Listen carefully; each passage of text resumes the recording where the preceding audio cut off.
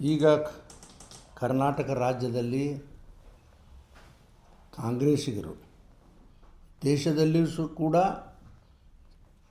ವಿರೋಧ ಪಕ್ಷದ ನಾಯಕ ರಾಹುಲ್ ಗಾಂಧಿಯವರು ಈ ಏನು ರೋಜ್ಗಾರ್ ಯೋಜನೆ ಅದ ಅದರ ಬಗ್ಗೆ ಬಹಳ ಕಾಂಟ್ರವರ್ಸಿಯನ್ನು ಮಾಡ್ತಾಯಿದ್ದಾರೆ. ದೇಶದ ತುಂಬನೂ ನಾವು ಸ್ಟ್ರೈಕ್ ಮಾಡ್ತೇವಂತೂ ಹೇಳ್ಕೋತ ಅಡ್ಡಾಡ್ಲಕತ್ತಾರ. ಆದರೆ ಇವ್ರಿಗೆ ಒಂದು ಸ್ವಲ್ಪ ಖಬರಿಲ್ಲ ಇವ್ರಿಗೆ.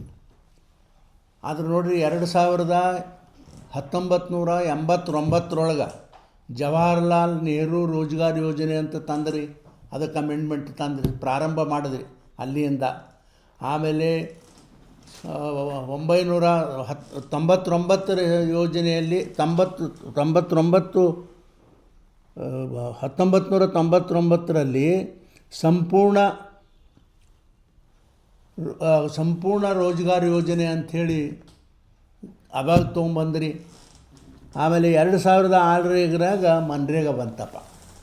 ಇವು ಮೂರು ಮತ್ತು ನೀವು ಬದಲಾವಣೆ ಮಾಡಿಲ್ಲ. ಇವು ಕಾಂಗ್ರೆಸ್ನವ್ರು ನಿಮ್ಮ ಸರ್ಕಾರಗಳಿದ್ದಾಗೆ ತಾನೇ ಇವೆಲ್ಲ ಆಗಿದ್ದರು, ಬದಲಾವಣೆ ಮಾಡಿರಿ.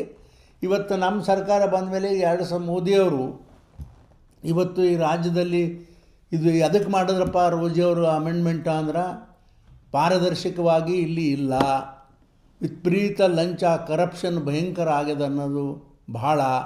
ಆಮೇಲೆ ಎರಡನೇದೇನು ಅಂದರೆ, ಎಲ್ಲನೂ ಕೂಡ ಕೇಂದ್ರ ಸರ್ಕಾರನೇ ಇದಕ್ಕೆ ರೋಜ್ಗಾರ್ ಯೋಜನೆ ಭರಿಸ್ತಿತ್ತು. ಅಲ್ಲಿ ಕಾನೂನು ಇದ್ದರೂ ಕೂಡ 40% ಅವರು ಮಾಡಬೇಕು, ರಾಜ್ಯ ಸರ್ಕಾರದವ್ರು ಇದ್ದರೂ ಕೂಡ ಅವರು ಯಾವತ್ತೂ ಮಾಡಲಿಲ್ಲ. ಬರೀ ಕೇಂದ್ರ ಸರ್ಕಾರದ ಹಣವೇ ಮಾತ್ರ ಅಲ್ಲಿಗೆ ಖರ್ಚಾಗ್ತಿತ್ತು. ಈಗೇನು ಕಂಪಲ್ಸರಿ 60 ಕೇಂದ್ರ ಸರ್ಕಾರ, 40 ರಾಜ್ಯ ಸರ್ಕಾರ ಖರ್ಚು ಮಾಡಬೇಕು ಅಂಥೇಳಿ ಹೇಳಿದಾಗ ಇದೆಲ್ಲನೂ ಕೂಡ ಇವರಿಗೆ ಬಿಸಿ ತಟ್ಟೆದಿ. ಏನಪ್ಪ, ನಮ್ಮ ಲಂಚನೂ ಹೋಯಿತು, ಆಮೇಲೆ ನಮ್ಮ ರೊಕ್ಕನೂ ಖಲಾಸ ಆಲಕತ್ತು ಅನ್ನೋ ಕಾರಣಕ್ಕೆ ಇದು ಈಗ ಬಿಸಿ ತಟ್ಟು ಇಂಥ ಪರಿ ಇವರು ಒದರಾಡ್ಕೋತ ಅಡ್ಡಾಡ್ತಾರೆ. ಇದು ಸರಿ ಅಲ್ಲ ಅಂತಕ್ಕಂಥದ್ದು ನಾನು ಭಾಳ ಸ್ಪಷ್ಟವಾಗಿ ಹೇಳ್ತೀನಿ. ಇದ್ರಾಗ ಅವ್ರು ಹೇಳ್ತಾರೆ ತಮಗೆ ತಿಳಿದಿದ್ದು ಅದು ಲುಸ್ಕಾನ ಆಗ್ತದೆ, ಇದು ಲುಸ್ಕಾನ ಆಗ್ತದೆ ಅಂತ ಹೇಳ್ತಾರೆ. ಅದೇ ರೀತಿ ಹಾಗೇನಿಲ್ಲ. ಇದು ಒಟ್ಟು ಈಗೇನು ವಿಕಸಿತ ಭಾರತ ರಾಮ್ಜಿ ಏನು ಇದೊಂದು ನಾವು ಹೊಸ ಏನು ಅಮೆಂಡ್ಮೆಂಟ್ ತಂದು ಈ ಕಾನೂನಿನಲ್ಲಿ ಮೊದಲೇನಿತ್ತು, ಬರೀ 100 ಡೇಸ್ ಮಾತ್ರ ಕೂಲಿಕಾರರಿಗೆ ಕೆಲಸ ಸಿಗೋದು, 100 ಡೇಸ್ ಇತ್ತು. ಆದರೆ ನಾವು 125 ದಿನ ಇದನ್ನು ಹೆಚ್ಚಿಗೆ ಮಾಡಿದೆವು. ಆಮೇಲೆ ಇವರು ರೋಜ್ಗಾರ್ ಯೋಜನೆ ಪ್ರತಿ ದಿವಸ ಅವ್ರಿಗೆ ಕೂಲಿಕಾರರಿಗೆ 350 ಇತ್ತು ಹಿಂದೆ, ಈಗ ನಾವು 375 ರೂಪಾಯಿ ಮಾಡ್ತಕ್ಕಂಥ ಕೆಲಸ ಮಾಡಿದೆವು. ಆಮೇಲೆ ಕರ್ನಾಟಕ ರಾಜ್ಯಕ್ಕೆ ಈ ಒಂದು ಅಮೆಂಡ್ಮೆಂಟ್ ಆದಮೇಲೆ ಸುಮಾರು 17,50,00,000 ಕೋಟಿ ಹಣ ಹೆಚ್ಚಿಗೆ ಹಣ ಸಿಗ್ತದ ಅಂತಕ್ಕಂಥದ್ದು ಕೂಡ ಈ ಸಂದರ್ಭದಲ್ಲಿ ನಾನು ಹೇಳಲಿಕ್ಕೆ ಬಯಸ್ತೇನೆ. ಈಗ ಒಟ್ಟು ಆಮೇಲೆ ಇನ್ನೊಂದು ಏನವರು ಆದ ಅಂತಂದ್ರೆ, ಇಲ್ಲ ಅಗ್ರಿಕಲ್ಚರ್ ಇಲ್ಲಿ ಭಾಳ ತೊಂದರೆ ಆಗ್ತದೆ, ಲೇಬರ್ ಸಿಗೋದಿಲ್ಲ ಅಂತ ಹೇಳ್ತಾರೆ. ಆದ್ರೆ ಯಾವ ರಾಶಿ ಯಾವ್ದು ಅಗ್ರಿಕಲ್ಚರ್ ಕೆಲಸ ಇರ್ತದೋ ಆ ಟೈಮ್ನಲ್ಲಿ 60 ದಿವಸಗಳ ಕೆಲಸ ಈ ರೋಜ್ಗಾರ್ ಯೋಜನೆ, ಇದು ರಾಮ್ಜಿ ವಿಕಾಸ್ ಯೋಜನೆ ಇದು ಯಾವುದೂ ಇರೋದಿಲ್ಲ, ಕೆಲಸ ಬಂದಿರ್ತದೆ ಅಂಥೇಳಿ ನಾನು ಈ ಸಂದರ್ಭದಲ್ಲಿ ಹೇಳ್ತೀನಿ. ಆಮೇಲೆ ಸುಮಾರು 60 ದಿವಸಗಳ ಕಾಲ ಅವ್ರಿಗೂ ರೋಜ್ಗಾರ್ ಯೋಜನೆ ಈ ಒಂದು ವಿಕಸಿತ ಭಾರತ ಏನು ರಾಮ್ಜಿ ಐತಿ ಆ ಕಾರ್ಯಕ್ರಮದಲ್ಲಿ ಯಾವುದೂ ಕೂಡ ಅಲ್ಲಿ ಕೆಲಸ ನಡೆಯೋದಿಲ್ಲ, ಅದನ್ನು ಸ್ಥಗಿತ. ಆಮೇಲೆ ಹಬ್ಬ ಹುಣ್ಣಿಮೆ ಬಂದಾಗೂ ಕೂಡ ಆ ಕೆಲಸ ಸ್ಥಗಿತ ಇರ್ತದ ಅಂತಕ್ಕಂಥದ್ದು ನಾನು ಈ ಸಂದರ್ಭದಲ್ಲಿ ಹೇಳೋಕ್ಕೆ ಬಯಸಿ, ಈಗ ಕಾಂಗ್ರೆಸ್ನವರು ಇದರಿಂದ ಏನಾದರೂ ಲಾಭ ಆಗ್ತದ ಅಂತಕ್ಕಂಥದ್ದು ಭಾಳ ತಲೆ ಕೆಡಿಸ್ಕೊಂಡು ಇದ್ರ ಅನುಕೂಲ ಆಗ್ತದ ಅಂತ ಹೇಳಿ ರಾಜಕೀಯವಾಗಿ ಅವ್ರು ಪ್ರಯತ್ನ ಮಾಡ್ತಾರೆ. ಇದರಿಂದ ಏನು ಮಣ್ಣು ಅನುಕೂಲ ಆಗೋದಿಲ್ಲ.